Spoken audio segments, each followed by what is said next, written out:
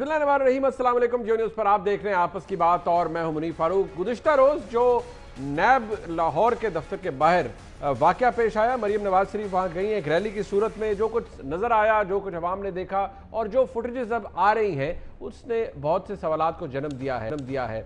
दिलचस्प बात यह है कि इस पूरे वाक़े के बाद ना सिर्फ मरीम नवाज शरीफ साहबा ने एक प्रेस कॉन्फ्रेंस की, जो कि कल हमने जियो न्यूज़ में दिखाई भी, हुकूमत की तरफ से भी इसका जवाब दिया गया। उसके कुछ देर बाद जब राना सनाउल्लाह साहब शाहजेब खानदादा साहब के प्रोग्राम में आए तो उन्होंने एक दिलचस्प बात की मरीम नवाज शरीफ साहिबा के हवाले से कि मरीम नवाज शरीफ साहिबा पे बाकायदा तौर पर एक शायद कातिलाना हमला करने की कोशिश की गई है। राना सनाउल्लाह साहब क्या कह रहे थे, ये सुनिए।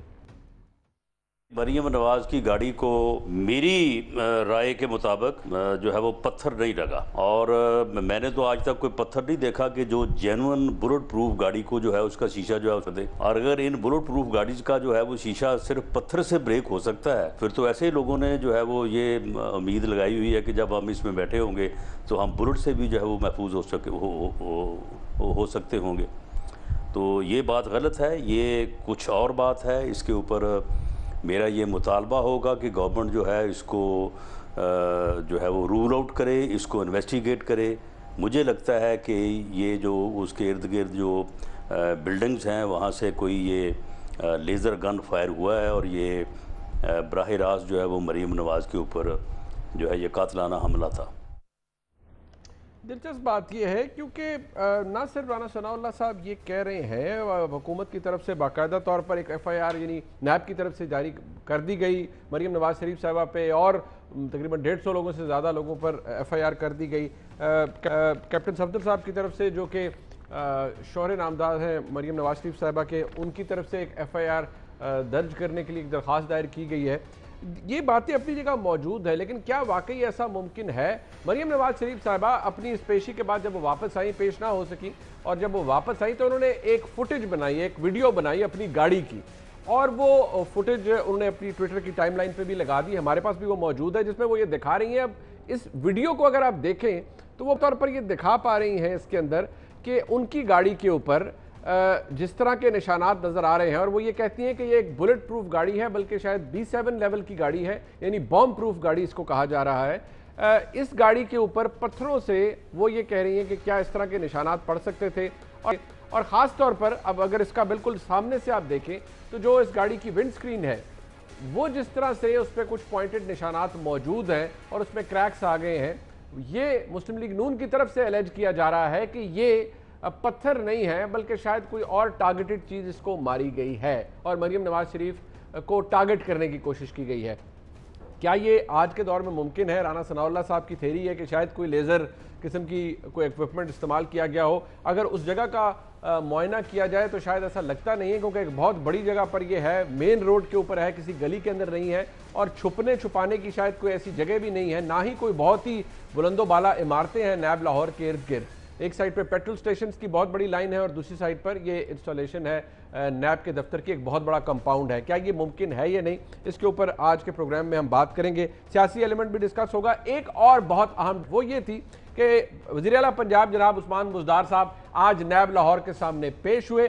दिलचस्प बात यह है कि जो ज़राए से तफसीलात सामने आ रही हैं कि नैब लाहौर की तरफ से 3 रुकनी JIT एक बनी, जिसने आज उस्मान बुज़दार साहब से सवालात किए।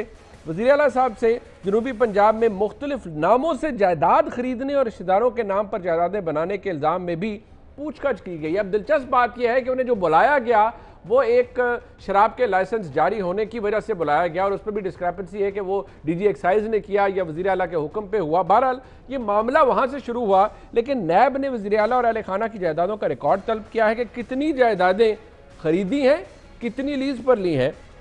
नैब ने असासाजात का परफॉर्मा वज़ीर आला पंजाब को भिजवा दिया है। वज़ीर आला उस्मान बुज़दार साहब ने सवालात का जवाब देने के लिए वक्त मांगा है।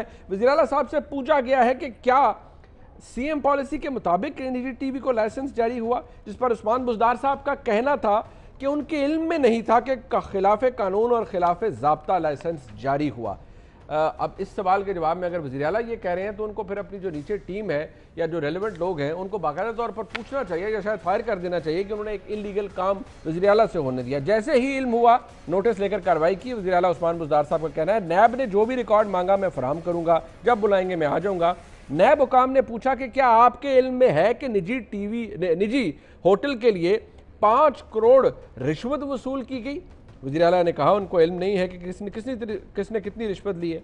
वज़ीर आला साहब हर सवाल पर कहते रहे कि इस बारे में कुछ पता नहीं है। वज़ीर आला पंजाब 1 घंटा 40 मिनट तक नैब के दफ्तर में रहे और कुछ अहम बड़े जर्नलिस्ट पाकिस्तान के वो ये कंफर्म कर रहे हैं कि कुछ अप्रूवर भी खड़े हो गए हैं, सरकारी अफसरान बतौर अप्रूवर सामने आ गए हैं वज़ीर आला साहब के खिलाफ इस मामले के अंदर। ये मामला कहाँ तक जाएगा?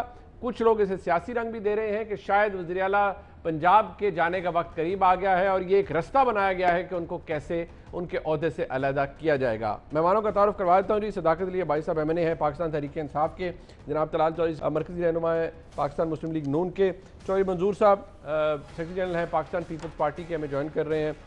थोड़ी देर में उनका भी वीडियो लिंक हमारे पास आ जाएगा, उनका भी खुशामदीद कहते हैं उनको इस प्रोग्राम में। लेकिन जरा बात पहले मरीम नवाज शरीफ साहबा के हवाले से हो जाए। अब कुछ वीडियोज़ हमारे सामने आई हैं, कुछ आ रही हैं। आर्गूमेंट बेसिक यही है, कातिलाना हमला करने की कोशिश। अब भाई साहब ये PMLN का कंसिडर्ड ओपिनियन है। अब तकरीबन जिस रहनुमा से बात करें वो यही कहते हैं कि ये कातिलाना हमला करने की कोशिश की गई है और राना सनाउल्लाह साहब ने तो लेज़र गन तक ले आए हैं वो बीच में। आपका रिस्पॉन्स क्या है? मुनीर साहब बहुत शुक्रिया। मुनीर साहब आप और मैं कल एक शो में थे जहाँ ये डिस्कस हो रहा था। जी बिल्कुल। आपने वो सारे पॉइंट ऑफ व्यू देख, मेरा भी आपने सुना, मैंने भी आपका सुना। मेरी एक सियासी इसमें राय ये है कि मुस्लिम लीग नून को बड़ा सीरियस मसला है कि ये किस इशू पे सियासत करें, बिकॉज इनकी लीडरशिप पे इस तरह के इल्ज़ामात हैं और इस तरह के केसेस हैं कि इनको कोई सियासत करने का रास्ता नहीं मिल रहा और एक वर्कर और लीडर के दरमियान बहुत बड़ा डिस्कनेक्ट है। और डिस्कनेक्ट की वजह यह है कि इनके पास कोई बयानिया नहीं है जिसके लिए ये वर्कर्स को अट्रैक्ट करें। तो ये सारा मेरा ख्याल है एक ढोंग रचाने की कोशिश है कि नैब के ये ख़िलाफ़ थे और उसके ऊपर इन्होंने ये वर्कर्स लेकर गए। आपको पता है 2 दिन पहले से खबरें आ रही थी कि इनके कारकुनान जाएंगे, हालांकि नैब है, इंडिविजुअल ने बताना है, अपनी बात करें, अपना सवालों के जवाब दें। एक वाइट कॉलर क्राइम के बारे में उन्होंने इन्वेस्टिगेशन करनी है।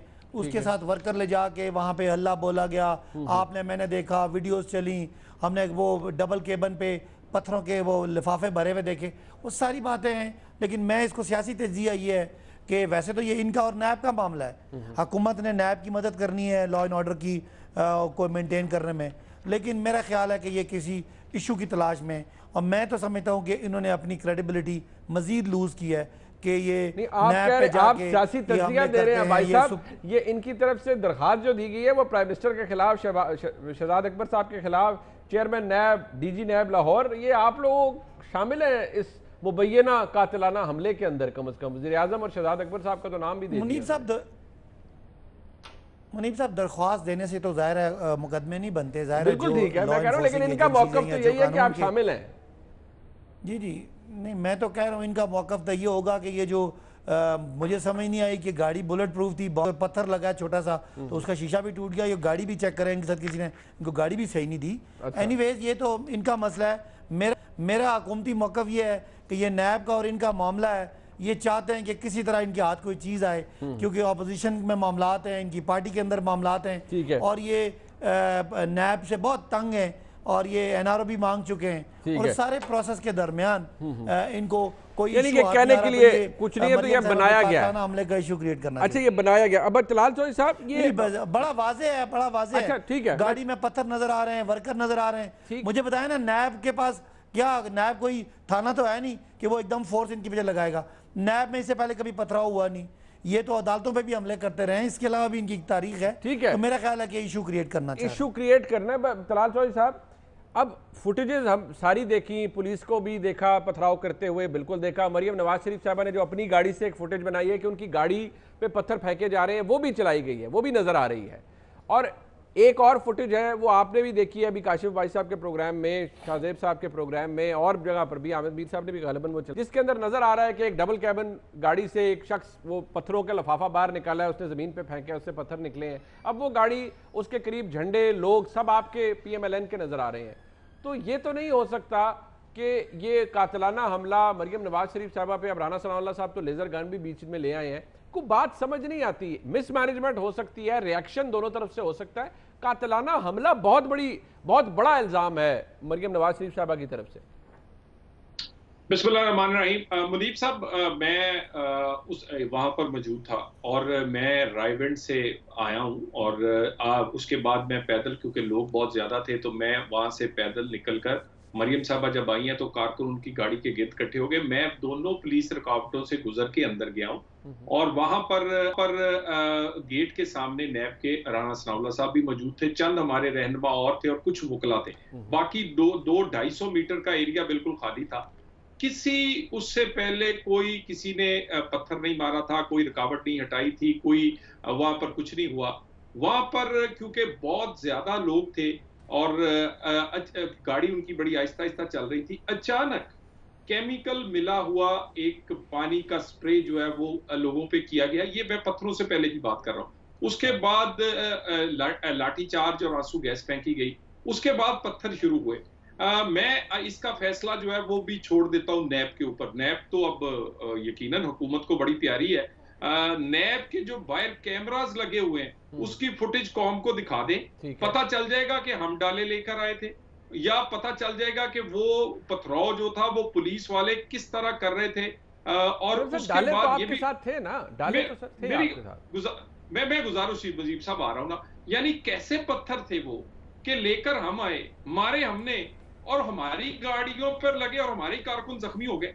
मैं कोई पुलिस की कोई एक गाड़ी दिखा दे जिसका शीशा टूटा हो, कोई नैब एक गमला दिखा दे जो टूटा हो उन पत्थरों से, यानी वो पुलिस वाले तो जख्मी हुए हैं सर, ये तो रिकॉर्ड के ऊपर है चौधरी साहब, ये तो रिकॉर्ड के ऊपर है। मैंने अपने पुलिस के दोस्त, मैं उनका नाम नहीं लूंगा, लाहौर से पूछा है। मैं आपको वो तमाम, मैंने वो तस्वीरें देखी हैं।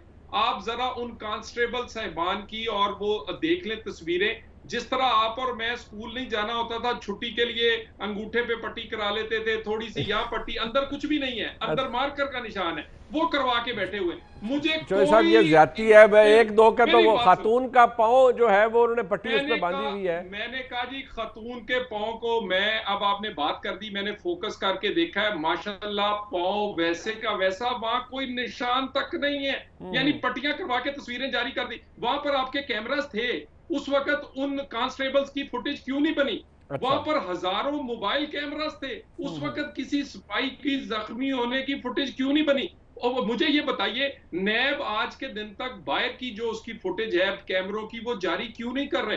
हुआ क्या है? अब मेरा केस क्या है? ये छोटी बातें जो हम कर रहे हैं, हुआ क्या?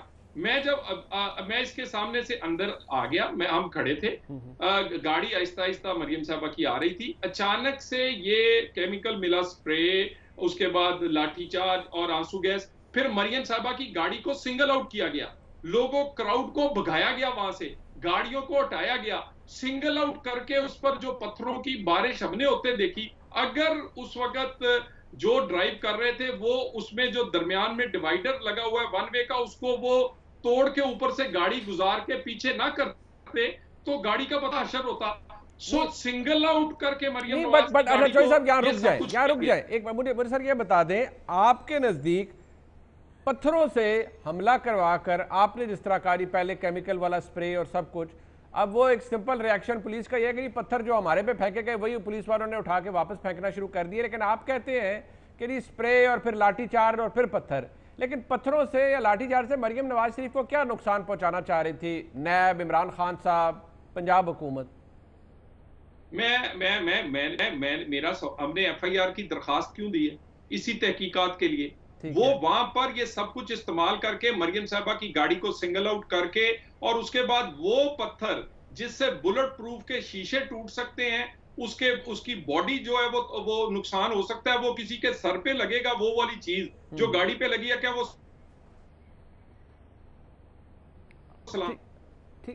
उसका आप मुआयना करवा लें कि वो बम प्रूफ गाड़ी है B7 लेवल की, और उसके बाद वो अगर टूट सकती है तो अगर खुदा ना खास्ता बुलेट प्रूफ ना होती तो उसके अंदर बैठे हुए लोगों का असर क्या होता? अच्छा, मरियम नवाज की गाड़ी को सिंगल आउट करके ये आप कहते हैं सिंगल आउट किया गया, ये टारगेट करके किया गया। मैं जरा चौधरी मंजूर साहब के पास जाता हूँ। चौधरी साहब, अगर मैं गलत नहीं हूँ तो जरदारी साहब या बिलावल साहब भी ये B7 लेवल की गाड़ियों में ही पेशियों पे जाते हैं, बिलावल साहब भी शायद ऑब्जर्व किया है कि वो 27 लेवल की आर्मर्ड प्लेटिंग हुई हुई है उस गाड़ी की। एक तासुर ये है कि जो पत्थर मारे गए हैं मरियम नवाज शरीफ साहबा की गाड़ी के ऊपर, या उस पर कुछ लोगों का कहना यह है कि जो आर्मर जो प्लेटिंग है वो इस बॉडी के भी अंदर हुई होती है, या ऊपर की बॉडी अंदर हुई है, अंदर नहीं कोई चीज जा सकती, या स्क्रीन के ऊपर भी अगर इवन कोई चीज लगे भी तो स्क्रीन स्मैश नहीं होती, टूटती नहीं है, लेकिन निशान जरूर पड़ता है बेशक गाड़ी आर्मर्ड हो। आपको क्या लगता है, ये दोनों का मौकफ आपके सामने है, आप क्या कहेंगे? देखिए मुनीब साहब, ये एक सियासी अमल का एक बहुत ही अफसोसनाक कल वाकया हुआ है। मुझे ये बताएं कि हमेशा से ये होता है कि जब भी पुलिस लाठीचार्ज करती है, आंसू गैस का इस्तेमाल करती है, तो वो लोग जो होते हैं वो निहत्थे लोग होते हैं, तो वो बिल्कुल पथराव करते हैं। ये हर जगह पे होता है। लेकिन चूंकि पुलिस के पास सब कुछ मौजूद होता है, स्पेशली जो एंटी रॉयट्स पुलिस है, उनके पास शील्ड्स होती हैं, उन्होंने हेलमेट्स लिए होते हैं, वो वेल गार्डेड होते हैं, उन्होंने वो जैकेट्स पहनी होती हैं, पिंडलियों के ऊपर सब कुछ पहना होता है, तो वो वेल गार्डेड होते हैं। मैंने कभी नहीं ये देखा कि वो इस तरह से आगे से पुलिस पथराव करे। पुलिस का ये काम नहीं है, पुलिस का काम है रोकना सारे को। और पहली तो बात यह है कि ये खुद पुलिस ने और हुकूमत ने ये खुद पैदा किया है सब कुछ। क्या ज़रूरत थी? अगर वो जा रही थी तो मॉब ने अंदर तो नहीं जाना था, वो अंदर जाती। उससे भी पहले मैं ये कहना चाहता हूँ, ये कितनी अक्लमंद हुकूमत है कि एक सोई हुई मरियम नवाज को इन्होंने जगाया है। अच्छा, उनको सवालनामा भी जा सकता था। एक वो फजूल सा एक नोटिस है, पता नहीं क्या ज़मीन खरीदी है, क्या हुआ है, क्या नहीं हुआ। और उससे पहले अगर आप देखें तो ये चंद दिनों के अंदर अंदर कितनी तेज़ी आई है सारे प्रोसेस के अंदर कि मरियम नवाज को कहा है कि आप पेश हों। फिर जरदारी साहब की फ़र्द जुर्म, 2 दिन पहले जज साहब केस का एक एप्लीकेशन का फैसला देते हैं जिसमें हम फ़ारूक एच नायक कहते हैं कि आप नहीं सुन सकते। फ़ारूक एच नायक साहब सुप्रीम कोर्ट में पेश होते हैं, आप भी लॉयर हैं, मुझे ये बताएं कभी ये हुआ है कि एक सुपीरियर कोर्ट में आप पेश हुए हो तो जो जूनियर लोअर लेवल की इस लेवल की कोर्ट है वो कहे कि नहीं मैं नहीं मानता और यहाँ पे मैं फर्द जुर्म आयद करूंगा। बहुत जल्दी भी कर रहे हैं तो अगले दिन की तारीख दे देते हैं कि चलिए कल आयद कर लेंगे, नॉर्मली ये होता है। अगले दिन की तारीख या उसी दिन रख लेते हैं, नहीं उसी दिन रख लेते। 12 बजे तक उन्होंने फारग होकर आ जाना था। नहीं जी, मैंने फर्द जुर्म आयद करनी है। और जो पहले फैसला किया है उस पर खैर से ना फैसला लिखा गया है ना दस्तखत हुए। तो ये एक जल्दी में नजर आ रहे हैं। जब से एपीसी का या थोड़ा सा मूवमेंट नजर आती है तो ये नहीं, बट चौधरी साहब आपको ये समझ आती है बात कि मरियम नवाज शरीफ साहिबा पर हुकूमत कातिलाना हमला करवा सकती है? नहीं, मैं उधर आ रहा हूं। मैं ये कह रहा हूं कि ये क्यों पत्थर फेंके गए गाड़ी के ऊपर? पथराव कब नहीं होता? मैं तालिब इल्मी से लेकर आज तक हूं, पुलिस पे पथराव होता है। पुलिस क्या करती है? पुलिस गिरफ्तार करती है, पुलिस लाठीचार्ज करती है, पुलिस आंसू गैस इस्तेमाल करती है, पुलिस रबड़ की गोलियां इस्तेमाल कर लेती है। पुलिस लोगों को गिरफ्तार करके जिस तरह से जो हाल किया गया है या इस तरह से अभी किया जा रहा है, ये तो एक लगता है कि बहुत खौफनाक अमल शुरू हो गया है। और पुलिस कभी पथराव करती है? अगर गाड़ी पे पथराव हुआ है, वो छोटा पत्थर था, बड़ा पत्थर था, किससे टूटा शीशा, लेकिन ये एक ऐसा अमल है जिसका कोई जवाब ही नहीं है। क्या पुलिस कानून तोड़ती है? सर वो आप जो बात करें वो कानूनी बात है, पुलिस ने कानून को तोड़ना है सर। लेकिन जो इनकी तरफ मुस्लिम लीग नून की तरफ से जो इल्जाम है या जो दरखास्त भी दी गई है कि मुकदमा दर्ज हमारा भी किया जाए, उसमें तो यह है कि भाई एक आप कातिलाना हमला किया गया है मरियम नवाज शरीफ पर। नहीं, अगर उस पे इस किस्म का अटैक किया गया, उसकी गाड़ी पे तो अटैक किया गया ना, हमला किया गया ना, उसको आप क्या कहेंगे? नहीं, बट सर मैं आपसे पूछ रहा हूं ना, ये क्या हम उस स्टेज पर चले गए हैं कि इस हुकूमत को क्या फायदा हो सकता है कि मरियम नवाज शरीफ को एक जख्म भी आए? क्योंकि हुकूमत की तो मॉरल स्टैंडिंग ही कोई नहीं रहेगी खुदा ना खास्ता अगर मरियम नवाज शरीफ साहबा को या किसी अपोजिशन लीडर को कुछ हो जाए तो। नहीं, देखें, प्रॉब्लम इनका यही है, इन्होंने इस्लामाबाद में हमारे साथ क्या किया था, हमने इनसे लिख कर दिया था कि जो आपका ऑफिस है इस्लामाबाद वाला 0.D चौक वाला, उससे आगे हमारी सिर्फ एक गाड़ी जाएगी और वो बिलावल साहब की जाएगी। लेकिन हम अभी चौक में पहुंचे नहीं थे, बिलावल साहब या हम उनके साथ थे। उनके पहुंचने से पहले जिस तरह से लोगों को पे मारा गया, MNS को मारा गया, उठा कर गाड़ियों में फेंका गया, तो उसकी तो कोई मिसाल ही नहीं है। तो ये एक ब्रूटैलिटी है इनके अंदर है, वो ये समझते हैं कि हम जिसको मर्जी जो मर्जी मतलब आपके नजदीक इनका तर्ज अमल ही ये है, मतलब इनका तर्ज अमल ये है या इनकी सियासत ये है, बट ठीक है। लेकिन वहां पे तो अभी बिलावल साहब पहुंचे नहीं थे, तो वहां पे क्या किया बट ठीक है, लेकिन आपके सामने जिस तरह से जो तलाल चौधरी साहब का मौकफ है कि इन्वेस्टिगेशन करा दें। हाँ, ये बात फैक्ट है कि नैब ने भी अभी तक कोई अपने कैमरास की जो फुटेज है उस पर, क्योंकि वो गेट के ऊपर लगे हुए हैं, उससे क्लियर पता लग सकता है कि किसने पहले पत्थर फेंका, किसकी तरफ से क्या रिएक्शन आया, वो बड़ी हेल्पफुल हो सकती है। एक ब्रेक शामिल करते हैं। बुजदार साहब पेश हुए हैं जी, नैब के बुजदार साहब पेश तो किसी, जैसे मैंने किया, वो एक लाइसेंस के चक्कर में हुए, लेकिन मामला कहीं और ही निकल गया है। लेकिन क्या ये एक प्लानिंग के तहत हो रहा है? तो बात करते हैं ब्रेक के बाद।